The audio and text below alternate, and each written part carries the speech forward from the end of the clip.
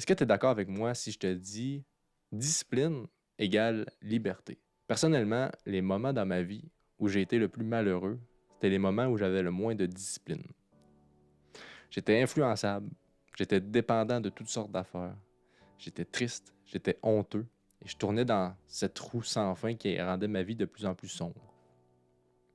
Jusqu'au jour où j'ai appris comment développer des habitudes et une discipline solide qui a complètement changé ma vie, mes résultats et mon bonheur, tout simplement, ma fierté de vivre dans ce monde-là. J'ai appris ça par des pointures du développement humain, des pointures de la neurologie.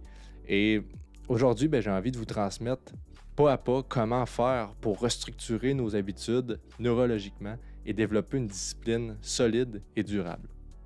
Si tu aimes ce genre de contenu, si tu aimes l'épisode, je t'invite à laisser un j'aime, commenter, partager et t'abonner si ce n'est pas déjà fait parce que ça aide énormément à propulser l'épisode. Ça aide beaucoup de gens parce que ça atteint plus de gens et puis ça aide la chaîne à se faire connaître. Donc voilà, sur ce, je te souhaite une très bonne écoute. Discipline égale liberté. Cette formule mathématique vient de Jocko Willink, un ancien Navy SEALs. Et moi, ça me parle beaucoup, cette formule-là, que la discipline égale la liberté. Et pour certains, vu de l'extérieur, ça peut sembler incohérent. Parce que quand tu regardes quelqu'un de discipliné, c'est quelqu'un qui fait des actions régulièrement, même si ça y tente ou que ça y tente pas. C'est une personne qui se prive de certains plaisirs de la vie pour des résultats sur un certain long terme. Fait que de l'extérieur, ça peut sembler être le contraire. C'est genre, tu es dans une prison, tu n'es pas libre. Tu n'es pas libre d'exploiter ce que tu veux, tu n'es pas libre d'exploiter et de faire les expériences que tu veux. Mais si on regarde ça d'un autre angle, moi, personnellement, je veux choisir les résultats que je veux avoir dans ma vie. Moi, je veux choisir et être responsable des désirs que je veux avoir dans ma vie. Tu sais, je veux atteindre ce que j'ai comme idéal dans ma vie. Moi, personnellement, je veux être en santé. Moi, personnellement, je veux avoir une shape qui me plaît. Moi, personnellement, je veux avoir une liberté financière. Je veux avoir un montant d'argent X qui rentre dans mon compte. Moi, personnellement, je veux des business. Je veux des relations solides. Je veux une relation amoureuse qui me plaît. Je veux des relations amicales puis business qui me plaisent. Tout ça, c'est ce que je veux. Et selon moi, la liberté, c'est d'être en mesure de créer ces désirs-là, de créer cette réalité-là, d'aller vers la vie que je veux vraiment vivre. Et non de vivre des petits plaisirs à chaque petit instant qui finalement m'amènent dans une vie que je ne veux pas vivre. Donc, il est là la notion de liberté. Je veux être libre de choisir la vie que je veux vivre, la réalité que je veux vivre, et non les petits instants de plaisir qui sont éphémères, qui passent, qui ne durent pas et qui sont finalement juste une certaine illusion de «Ah, j'ai eu un plaisir là, mais maintenant je ne suis plus heureux. J'ai eu un plaisir là, mais maintenant je ne vis pas la vie que je veux vivre.» Et là, la nuance. Puis, pour choisir d'avoir une certaine discipline, il faut premièrement commencer par se responsabiliser de cette discipline-là. Parce que si tu écoutes cet épisode-là en ce moment, c'est certain que tu aspires à plus grand. Tu es quelqu'un d'ambitieux. Tu es peut-être en affaires, probablement. Tu développes ton côté entrepreneurial. Tu es ambitieux. Tu veux des bonnes relations. Tu veux une liberté financière. Tu as des grands rêves pour ta vie. Mais pour te rendre à ces rêves-là, à cette réalité-là, qui est possible, il y a un choix à faire. Et avant de faire ce choix-là, il y a une responsabilité de, ces, de ce choix-là et de ces actions futures-là qui vont t'amener à cette vie-là. Il faut commencer par prendre 100% la responsabilité de notre vie. Et ça, c'est pas évident parce que prendre 100% responsabilité de notre vie, ça veut dire que ce qu'on vit en ce moment, si c'est de la merde, je suis responsable. C'est ça le bout le plus dur, c'est de prendre la responsabilité de nos résultats actuels. Un coup que ça c'est fait, un coup que tu dis « OK, je suis responsable de ça », ça te donne un pouvoir immense sur ce qui s'en vient. Tant que tu ne prends pas la responsabilité de ce qui t'arrive en ce moment, peut-être que tu te déculpabilises, ça te fait moins chier, mais tu n'auras pas plus la vie que tu veux. Donc, arrêtons de se mentir, prenons la responsabilité totale de ce qui se passe au niveau santé, au niveau financier, au niveau relationnel. C'est toi le responsable de tout ça.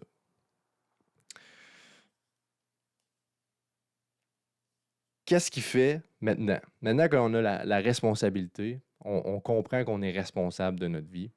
Qu'est-ce qui fait que j'ai des désirs, mais je n'ai pas nécessairement les actions qui m'amènent à ces désirs-là? Tu sais, je veux dire, je suis moi, là. Samuel, j'ai déjà été dans cette position-là que j'avais des désirs, des rêves, des buts, mais que mes actions au quotidien n'étaient pas alignées avec ces buts-là. Je vais être en forme, mais je ne vais pas au gym, je procrastine le gym, je mange mal puis je dors mal. Mais je veux être en forme. C'est qui fait que je ne vais pas vers les actions qui m'amènent à être en forme? Pourquoi pourquoi ça ne marche pas en ce moment? Pourquoi je ne suis pas capable d'être dans ces actions-là en ce moment? Aujourd'hui, demain, puis l'autre demain. Comme s'il y avait deux personnes à l'intérieur de moi. Une personne qui veut ça, une personne qui est au courant de qu'est-ce que ça prend pour aller là, puis une personne qui fait l'inverse, qui fait autre chose. Parce que l'excuse que je ne sais pas comment faire pour m'y rendre est plus valide. Elle était peut-être valide dans les années 1950, là, et je ne sais pas comment faire pour avoir tel résultat, mais aujourd'hui, l'information est partout. Tu as un cellulaire à portée de la main, l'intelligence artificielle est à tes pieds. L'information se trouve partout, tu es à une question de tout savoir. Donc, l'excuse de je ne sais pas comment faire, c'est quoi les actions que je pourrais faire pour m'y rendre, est fausse. Ce qui se passe, par contre, ce qui est vrai, c'est que les actions et les comportements ne sont pas alignés avec ce qu'on veut. Puis ça, c'est totalement vrai. Et qu'est-ce qui fait que les actions ne sont pas alignées avec ce qu'on veut? En grande partie, en très grande partie, c'est le conditionnement. Le conditionnement qu'on a actuellement n'est pas aligné avec les désirs qu'on a. Le conditionnement qu'on a actuellement n'est pas aligné avec le désir qu'on a. Qu'est-ce qu'un conditionnement? On va aller voir qu'est-ce qu'un conditionnement, puis après, on va aller voir comment reconditionner. Puis c'est pour ça que j'ai ma feuille ici. Si vous me regardez en vidéo sur YouTube, j'ai mon petit calepin parce que je veux vraiment tout aborder, ce que je veux aborder. Je veux vraiment qu'on passe en revue tous les points importants. Fait qu'on va commencer par voir c'est quoi un conditionnement pour être capable de le repérer dans nos vies. Et ensuite, on va se diriger vers comment faire pour reconditionner mon conditionnement actuel qui me nuit, évidemment, qui est négatif, pour le rendre aligné avec mes buts et mes objectifs. Donc, un conditionnement, c'est l'association de nos comportements, de nos pensées, de nos émotions. Par exemple, je vis des difficultés au travail, donc je reviens chez nous et je mange du sucre. C'est un exemple banal. Mais c'est l'association de nos comportements avec nos pensées, avec nos émotions. Donc, je vis des difficultés au bureau et mon conditionnement fait que j'ai le goût de manger du sucre, donc je reviens chez moi et je mange du sucre. Ça, c'est un exemple de conditionnement. On a des milliers de conditionnements inconscients à l'intérieur de nous qui se passent à chaque instant. Qu'est-ce qui fait que je reviens chez nous et j'ai le goût de manger du sucre? C'est qu'il y a un déclencheur qui part d'une situation qui s'est produite et qui nous a généré une émotion, par exemple. Fait que là, j'ai des difficultés au boulot, ça va mal, c'est tough, je me suis pogné avec mon collègue, j'ai pas fait les ventes que je voulais, on a perdu un gros client, peu importe, ça me cause un stress et la réponse à ce stress-là de mon cerveau automatique, c'est manger du sucre. J'ai le goût de manger du sucre. Donc, ce que je vais faire en arrivant chez moi, je vais manger du sucre. Ça va calmer mon stress, ça va régulariser mon stress. Fait que mon cerveau est content, c'est ce qu'il veut. Lui, il veut m'aider, il veut mon bien. Fait qu'il y a un stress, il faut régulariser. On mange du sucre, ça régularise. Mais ce que ça fait, le sucre, c'est que ça m'éloigne de la vie que je veux vivre parce que moi, je veux être une personne en santé, je veux bien dormir, je veux être en forme. Manger du sucre, ça débalance tout ça. Mais dans l'instant présent, mon conditionnement fait en sorte que c'est ça que je fais. C'est la réponse que mon cerveau m'envoie immédiatement. Je vais manger du sucre. Comment se fait un conditionnement? Pourquoi on a des conditionnements, puis d'où qu'ils viennent? Ça vient de notre programmation, de notre passé. Peut-être que pendant longtemps, tu as mangé du sucre à chaque fois que tu étais stressé pendant que tu étais enfant, adolescent, et tu as cultivé ce réflexe-là, qui fait qu'aujourd'hui, c'est un réflexe instantané. C'est comme avec l'expérience de Pavlov puis ses chiens, qui a fait avec... il fait sonner une cloche, et à chaque fois que la cloche sonne, il donne une gâterie au chien. Il refait sonner la cloche, il donne une gâterie au chien. Là, à force de faire cette expérience-là à répétition, maintenant, il fait juste sonner la cloche sans donner de gâterie. Mais juste le son de la cloche fait saliver le chien. Parce que lui, il a associé le son à manger une gâterie.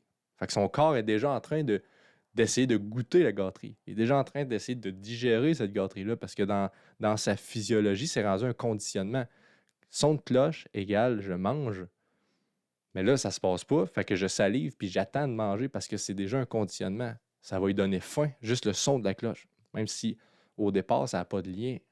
Il a créé un lien. Et pourquoi le sucre? Ben, c'est un exemple parmi tant d'autres, mais le sucre, c'est quelque chose qui nous réconforte. Ça vient réconforter, ça vient diminuer, ça vient aussi mettre notre attention ailleurs. Donc, si je ressens du stress et j'ai pris l'habitude de manger du sucre quand je ressens du stress, ben là, automatiquement, j'ai envie de manger du sucre quand je ressens du stress. C'est un conditionnement. Je suis conditionné comme ça. J'espère que c'est clair jusqu'à présent. C'est assez technique. Il faut passer par là pour bien comprendre, pour ensuite aller à l'étape de pas à pas s'en libérer et conditionner en nous les meilleurs conditionnements. Pourquoi, juste que ça soit plus précis, pourquoi on a des conditionnements, à quoi ça sert? C'est pour que le cerveau économise de l'énergie. On se souvient, on a 5% de conscience, 5% qui remarque qu'est-ce qui se passe, qui voit et qui a conscience de notre réalité. Et 95%, c'est de l'inconscient. Et les conditionnements se cachent dans l'inconscient.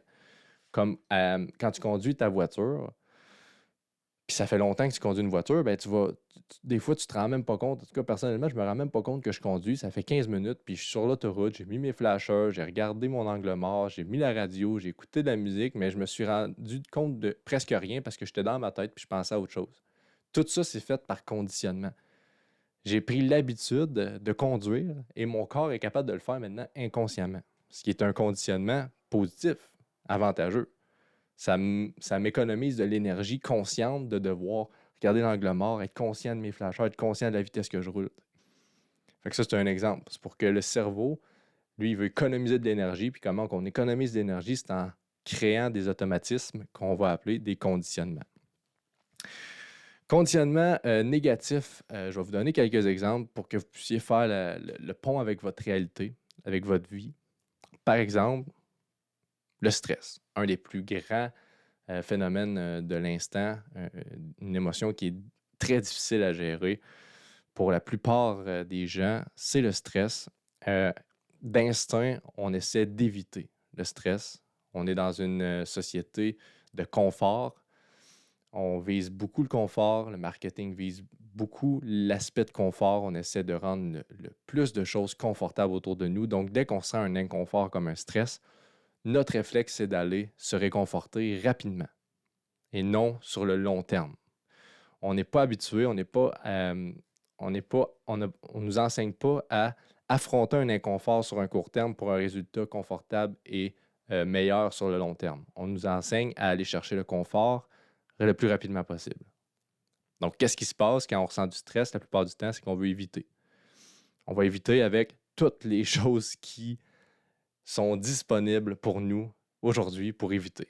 Fait qu'on va aller scroller, on va aller écouter la télé, on va boire de l'alcool, on va prendre de la drogue, on va procrastiner, on va se distraire, on va faire autre chose, on va se conter des histoires, on va tout faire pour éviter le stress qu'on vit actuellement. Ça, c'est un exemple. Puis je vais vous donner un exemple avec une histoire que je compte dans mes conférences quand je vais dans les écoles secondaires parce que ça les touche directement. Mais rapidement, c'est l'histoire de la fille dans l'autobus qui est secondaire 4. Je vais dans l'autobus, puis ça faisait depuis secondaire 1 que je tripais sur une fille. J'avais vraiment un béguin pour une fille en particulier, puis elle était dans le même autobus que moi. J'ai attendu jusqu'en secondaire 4 pour me dire, là, c'est le moment ou jamais d'aller la voir puis de l'inviter au cinéma. C'était la journée que je m'étais dit, c'est là que ça se passe. Fait que ce matin-là, j'étais prêt. Je me suis préparé, j'étais confiant. Il y a même eu au début, ma mère était supposée me mener à l'école. J'avais oublié ce détail-là, mais finalement, j'ai convaincu ma mère que, regarde, c'est correct, je vais prendre l'autobus. Toi, va mener ma poche de hockey à l'école, parce que c'était pour ça que j'embarquais avec, pour aller mener ma poche de hockey. J'avais une pratique le soir. Anyway, finalement, je vais dans l'autobus, je m'assois, puis là, je la vois rentrer. Après le 3e arrêt, c'est elle qui rentre, je la vois, puis là, je fais « Oh, c'est là que ça se passe. » Mais là, d'instinct, qu'est-ce qui se passe? Moi, j'ai jamais parlé à une fille, je suis timide, je manque de confiance, fait que je suis stressé. Il y a un stress qui arrive. Je veux pas me faire rejeter, je veux pas que ça soit malaisant, je veux que ça fonctionne. Il y a une pression que je me mets, fait qu'il y a un stress. Et moi, mon conditionnement depuis mon enfance, c'est que quand il y a un stress, j'évite, je vais faire autre chose. J'aime pas ce stress-là. Je veux pas cultiver ce stress-là. J'ai pas appris à comprendre ce phénomène-là. Fait que la fille, elle rentre, malgré le fait que je m'étais convaincu que c'était aujourd'hui que ça se passait. Je vous évite les détails qui se sont passés dans ma tête pour en venir jusqu'à finalement, même pas aller y parler. Sortir de l'autobus, bredouille, encore plus honteux, encore plus en manque de confiance, parce que j'ai évité. J'ai choisi de rester dans le fait qu'il ne se passe rien. J'évite le stress, l'anxiété, les possibilités qui peuvent arriver en allant vers cette personne-là. T'sais. Donc ça, c'est un réflexe, c'est un conditionnement que j'avais. J'étais conditionné à éviter. Parce que le stress, c'est pas parce qu'il y a un stress que c'est négatif. Mais moi, j'ai conditionné le stress comme étant négatif, comme étant à éviter. Donc, instinctivement, je ne suis pas allé voir cette fille-là. Quel autre conditionnement qu'on pourrait avoir, c'est par exemple, il est 21h, j'ai faim, je vais grignoter. On l'a souvent, je l'ai eu longtemps, ce réflexe-là, que il est rendu 8-9 heures, j'écoute la télé, j'ai faim. J'ai pas vraiment faim. Mais j'ai développé l'habitude, donc le conditionnement qu'à 21h, j'ai faim. Fait que je vais aller manger. C'est comme la cloche puis le chien. Si j'ai conditionné le fait que je mange quand il est 9h, ben, mec qui arrive 9h, je vais avoir faim. Mon corps va m'envoyer la faim, même si c'est pas réel. C'est une faim qui m'envoie. Puis ça m'éloigne de mes résultats de santé, ça m'éloigne de mes résultats de shape que je veux. Un autre exemple, c'est le réveil sonne, puis je snooze. Ça, c'est fréquent chez la plupart des gens, puis moi, ça a été ça longtemps, et encore quelques fois, mais je suis assez vigilant pour ne pas le conditionner, parce qu'il y a une différence entre faire une action et un comportement une fois, 2 fois, et le répéter jusqu'à ce qu'il soit conditionné. T'sais. Le faire une fois, ça n'a pas d'impact. Le conditionner, fait que le répéter et le répéter, ça a un impact qui peut influencer toute ma vie.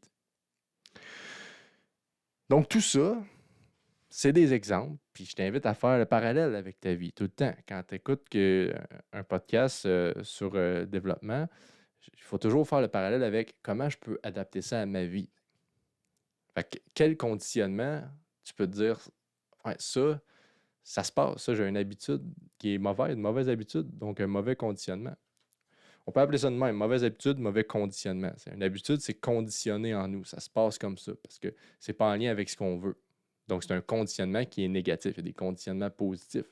Si tu te brosses les dents à chaque soir, c'est un conditionnement que tu as. C'est une habitude que tu as, qui est positive. Continue à avoir ce conditionnement-là. C'est même pas réfléchi parfois, c'est juste ouais, il faut que j'aille me brosser les dents. Tu vas te brosser les dents. Ça se fait tout seul. C'est automatique. Tu l'as ancré. Tu as décidé de mettre ça dans ta vie pour avoir des dents propres. Tu as conditionné l'action de te brosser les dents. Puis aujourd'hui, tu as des dents propres grâce à ça. Donc, j'espère que tu comprends qu'est-ce qu'un conditionnement. J'espère que tu fais le parallèle avec ta vie. Maintenant, ce qu'on va faire, c'est on va aller reprogrammer les conditionnements.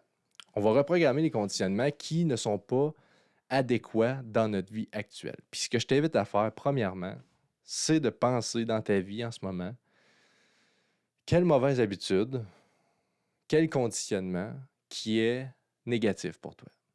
Parce que c'est le point numéro 1, c'est de le réaliser. Je vais te faire une image mentale pour que tu pour qu'on comprenne bien comment ça fonctionne, un conditionnement, là, c'est un système neurologique. Fait que c'est un chemin neurologique qui est emprunté à répétition, qui fait en sorte qu'il est emprunté automatiquement par la suite. C'est comme si, imagine-toi qu'on est comme dans la savane, puis il y a plein d'herbes hautes. Et dans ces herbes hautes-là, ben, il y a des chemins qui sont déjà tracés. Fait qu'il y a un chemin là, un chemin là. Je sais pas si tu as l'image là, de l'herbe, là, puis il y a un chemin qui est tapé. Là. Fait qu'il a été emprunté souvent. Les chemins qui sont empruntés souvent, c'est nos conditionnements. C'est comme, OK, je vis du stress, je m'en vais vers scroller. C'est un chemin. Scroller, c'est un chemin qui est dans l'herbe.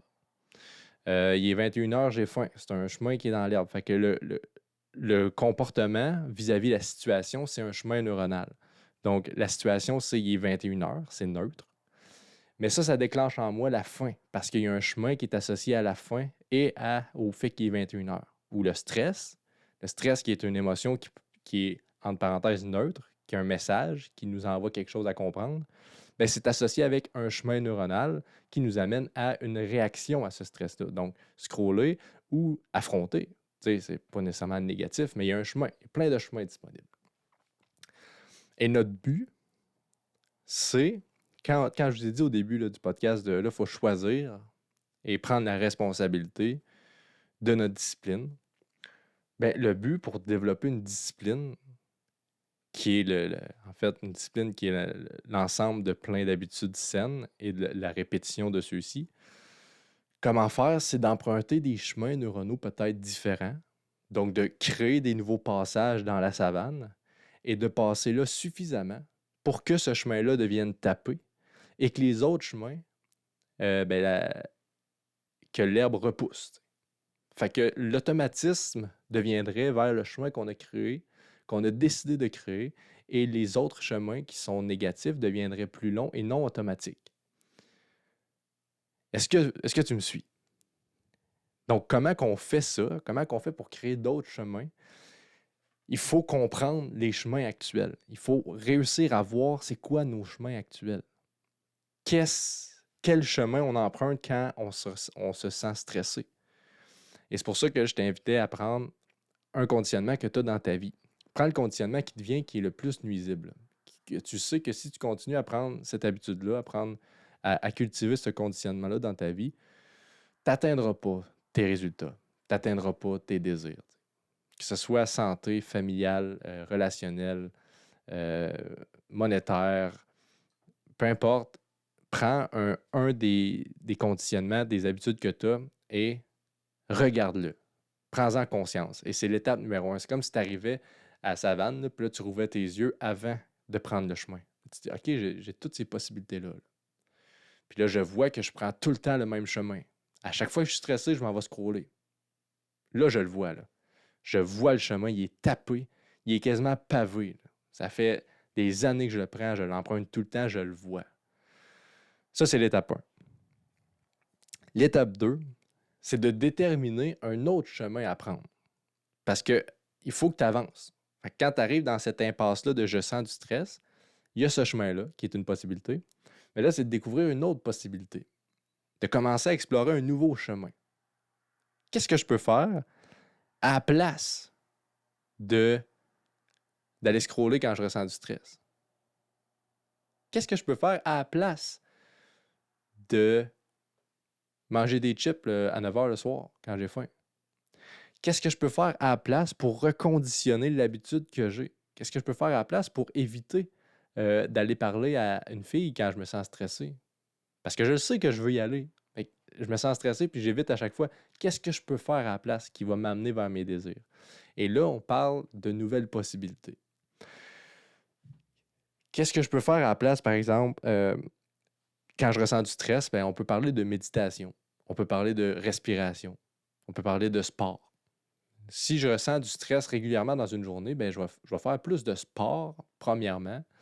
Je vais méditer davantage, puis je vais respirer dans le moment présent que je ressens du stress. Fait que ça, c'est 3 nouveaux chemins que peut-être tu ne prenais pas déjà, qui vont t'aider à gérer ton stress d'une façon plus adéquate que d'aller scroller, que d'aller éviter, que de manger du sucre, etc. Ça peut être aussi tout simplement dès que je ressens du stress, plus que j'ai pris conscience que c'est inconscient, je vais affronter. Je vais y aller, je vais me pitcher là-dedans. Je vais me pitcher, puis je sais que l'humain est capable de s'adapter, qu'il a une belle capacité adaptative, donc je vais me lancer vers la situation, même si c'est stressant, puis je vais me débrouiller. T'sais. Puis à force de faire ça, ben, je vais développer le chemin, je vais le taper. Parce qu'à chaque fois que j'arrive, je sens du stress, j'emprunte le chemin de j'affronte, j'y vais. Fait que je commence mon chemin, je commence à tracer ma route dans la savane. Une fois, deux fois, trois fois, puis là après 5 fois, 10 fois, 15 fois, le chemin commence à être tapé. Ça commence à être de plus en plus automatique. Plus que le chemin est tapé, plus que le chemin a été emprunté, plus qu'il devient automatique. Et là, c'est comme l'exemple avec la voiture. Tu conduis ta voiture des fois, puis tu ne te rends même pas compte que tu conduis parce que tu l'as tellement fait souvent que ton chemin de mettre ton flasheur, de checker ton angle mort, de changer de vitesse, il est ancré en toi, il est conditionné. Tu n'as même plus besoin de penser à faire ça, tu le fais automatiquement. Donc, plus tu vas taper ton chemin d'affronter quand tu ressens du stress, par exemple, plus ça va devenir automatique pour toi. Puis un jour, tu vas être en mesure de faire Hey, ça va, ça va bien quand je ressens du stress, j'affronte, je suis tout le temps en développement, je me dépasse, je vais vers ce que je veux, je vais vers mes résultats. Pourquoi? Parce que j'ai pris le temps de conditionner en moi les bons réflexes, les bons chemins neuronaux. Donc, étape 1, réaliser le chemin actuel, réaliser les chemins négatifs que tu prends lorsque une situation arrive. Donc, c'est quoi ton conditionnement? Le réaliser. Étape 2, choisir un chemin différent. Et l'étape 3, c'est de l'emprunter, de le faire, de se commettre à le faire. Tu as sûrement déjà entendu que ça prend environ, en moyenne, 21 jours à un humain pour développer une nouvelle habitude.